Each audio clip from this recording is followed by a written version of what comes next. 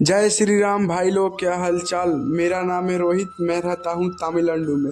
आज सुबह उठकर जाना था दुकान, इसीलिए मैं हो गया तैयार होने के बाद जैसे ही रूम के बाहर निकला तो देखिए जो जंगल है उसमें एक मोर दिखा। कितना अच्छा मोर दिखा, वो नाच रहा था तो हम देखें। उसके बाद हमको जाना था दुकान, तो इसीलिए हम पीने लगे चाय। अभी चाय किन के आया था तो चाय बोंडा खाकर, नाश्ता वगैरह खाकर चल दिए दुकान के आने के बाद अभी मिल में हम थोड़ा काम कर रहे थे तो जोरों शोर से बारिश बरसने लगा, इतना जोर से कि थोड़ा हमको नहाने का मन किया तो मैं चल दिया नहाने के लिए।